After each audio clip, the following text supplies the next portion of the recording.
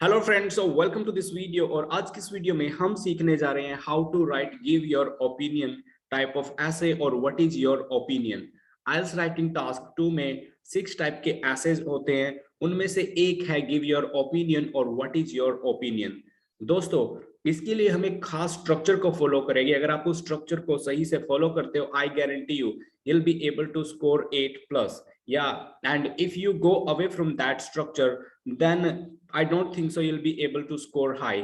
इस स्ट्रक्चर की मदद से आप अपने पूरे ऐसे को बेटर तरीके से प्लान कर पाओगे और बहुत अच्छे से एग्जीक्यूट कर पाओगे। एग्जामिनर को आपके गिव योर ओपिनियन ऐसे में और व्हाट इज योर ओपिनियन ऐसे में जो आपसे चाहिए वो आप बेटर तरीके से लिख पाओगे। तो इस वीडियो को आखिरी तक देखिए ताकि आप इस स्ट्रक्चर को लिखना अच्छे से सीख जाओ।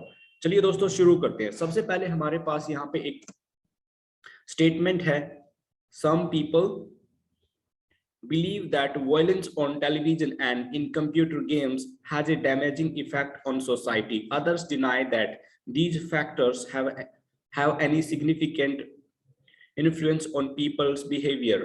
What is your opinion? तो ये हमारा ओपिनियन क्वेश्चन आ गया है। यहाँ पे हमारा जो ऐसे स्टेटमेंट है वो क्या कहता है कि कुछ लोग मानते हैं जो टेलीविजन और कंप्यूटर गेम्स में हिंसा, लड़ाई झगड़े के जो सीन दिखाए जाते हैं उनका सोसाइटी पे गलत प्रभाव है, लेकिन कुछ लोग ये मानते हैं, इस बात से मना कर देते हैं कि इनका कोई खास प्रभाव इंसान के बिहेवियर पर पड़ता है।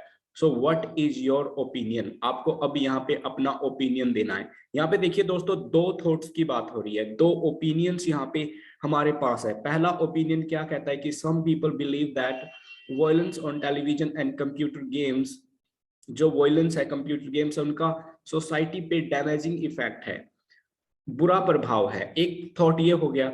दूसरे जो लोग हैं वो कहते हैं इसका कोई खास प्रभाव नहीं है, वो इस बात के लिए मना कर देते हैं। तो ये दो हमारे पास ओपिनियन है। इन्हीं दो ओपिनियंस पे को आपको एक्सप्लेन करना है और इन्हीं पे अपनी बात आगे जाकर लिखनी है। So how will you do that you have to do. सबसे पहले दोस्तों, आपको आपका जो स्टेटमेंट है उसको कम से कम 5 से 7 बार रीड करना है। जब आप उसको रीड कर लोगे तो आप वहां से कीवर्ड्स को सिलेक्ट कीजिए और जिन दो ओपिनियंस के बारे में आप बात करने वाले हो उनकी क्लियरिटी होना बहुत ज्यादा जरूरी है।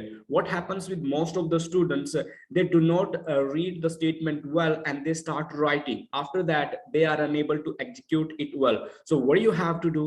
If you really want to write a wonderful essay, an effective essay, then you must read the statement 5 to 7 times and identify the keywords and after that plan your essay. तो यहाँ पे जो computer games हैं, television पे जो लड़ाई झगड़े के सीन्स हैं, उनका सोसाइटी पर बुरा प्रभाव है। एक कुछ लोग ये मानते हैं, कुछ लोग इस बात को नहीं मानते हो, कहते हैं इनका कोई खास प्रभाव लोगों के बिहेवियर पर नहीं है। ये दो बातें आपको पता होना जरूरी है if you want to write beautifully. दोस्तों, सबसे पहले हम बात करेंगे इंट्रोडक्शन की। इंट्रोडक्शन में आपको क्या लिखना है, that you have to plan now.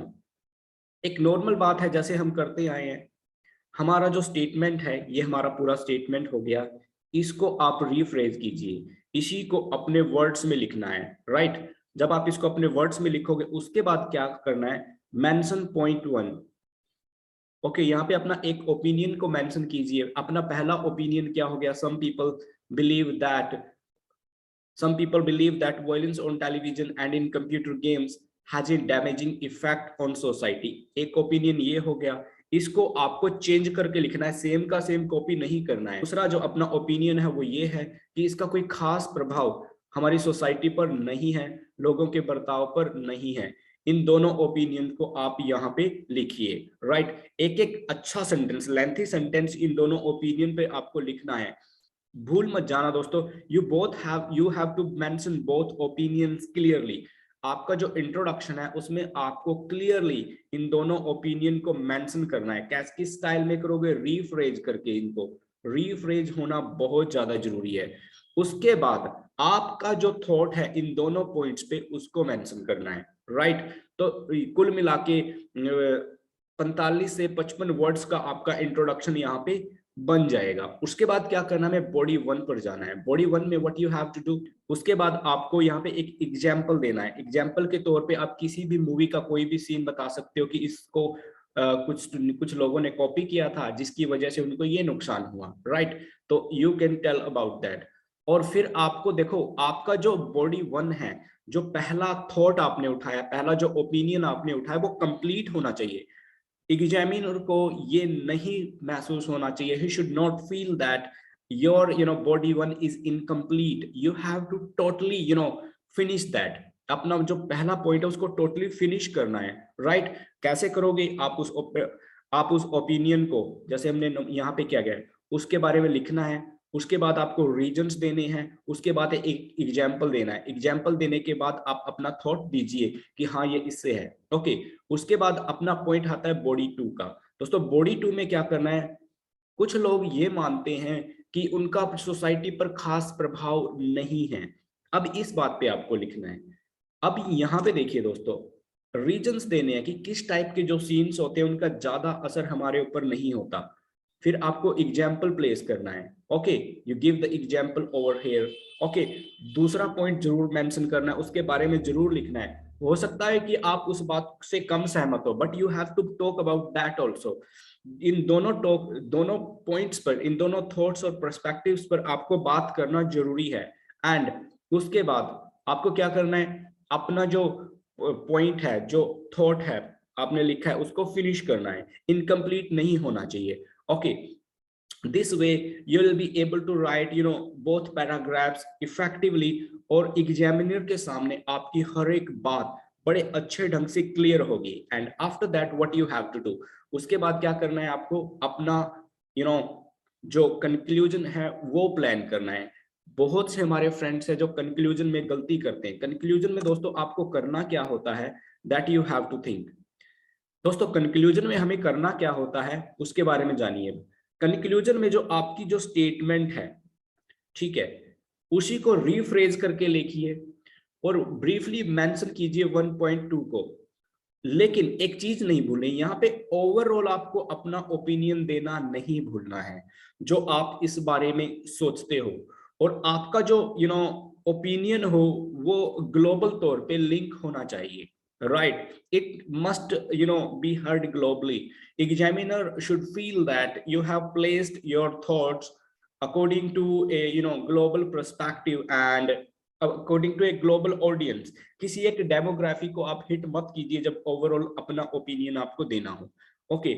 एक बात ध्यान में रखिए, जब हम इंट्रोडक्शन देते हैं, इंट्रोडक्शन में भी हमें अपनी जो स्टेटमेंट है उसको रीराइट करना होता है, रीवर्ड्स में रीफ्रेज कर देते हैं, ओके। उसके बाद ब्रीफली मेंशन करते हैं पॉइंट 1 को और पॉइंट 2 को, और फिर अपना ओपिनियन दे देते हैं। लेकिन आपका इंट्रोडक्शन और आपका कंक्लूजन कभी भी मैच नहीं होना चाहिए। इंट्रोडक्शन में आप शुरुआत करते हो और कंक्लूजन में आप फिनिश करते हो, राइट? यहाँ पे आपको फिनिश करना है। इस तरीके से you will be able to write, give your opinion और what is your opinion essay in a perfect way, right? So I hope that you have got the ideas how you can write, give your opinion or what is your opinion essay. तो दोस्तों अगर आप इसको और better तरीके से prepare करना चाहते हो तो आप इस पूरी टेम्पलेट को कॉपी कीजिए, उसके बाद आप लिखिए। थोड़ा सा और हम आपको बताएंगे कि व्हाट यू फ्रेंड्स, हमारे पास यहाँ पे एक एग्जाम्पल क्वेश्चन है। आप इस एग्जाम्पल क्वेश्चन को रीड आउट करके और इस तरीके से पूरे का पूरा ऐसे लिख सकते हो। एक बात और ध्यान में रखिए, जब भी हम बात करेंगे इंट्रोडक्शन की, राइट, तो इंट्रोडक्शन में एक खास ख्याल आपको रखना है, वो ये है कि ज्यादा लंबा इंट्रोडक्शन ना हो आपका।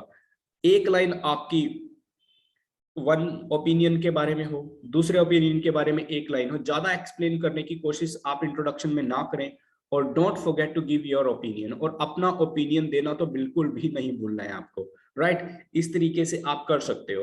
And one thing that I wanna clear before we go ahead, एक बात और दोस्तों मैं यहाँ आगे बढ़ने से पहले क्लियर करना चाहूंगा कि एक प्लानिंग के साथ आप अपना ऐसे लिखिए, ओके। इंट्रोडक्शन बहुत अच्छा होना चाहिए, वहां पे आपका मैन पॉइंट 1 पॉइंट 2 बिल्कुल क्लियर होना चाहिए, दोनों थॉट्स क्लियरिटी होनी चाहिए कि इसके बारे में ये बोलते हैं लोग, इसके बारे में ये बोलते हैं लोग।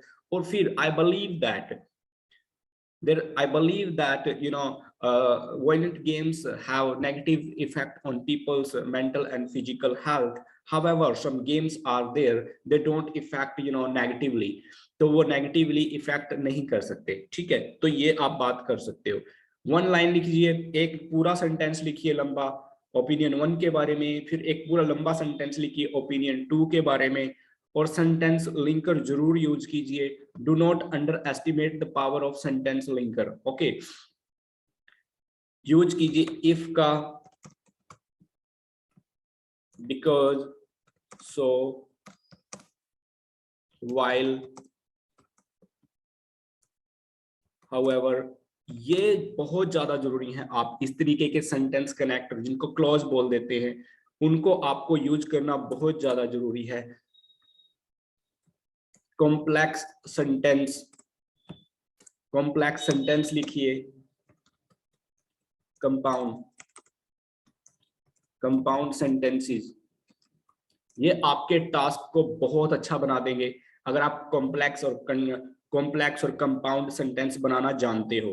और कॉम्प्लेक्स और कंपाउंड सेंटेंसेस आप किन वर्ड्स की मदद से बना सकते हो? इफ की मदद से, बिकॉज, सो, व्हाइल, हाउएवर, क्योंकि आपके सेंटेंस को लंबा बना देंगे और ज्यादा बात आप अपने एक सेंटेंस में लिख पाओगे। अगर आप ज्यादा सिंपल सेंटेंसेस यूज करते हो तो इट गोज अगेंस्ट यू, तो ये आपके अगेंस्ट काम करता है।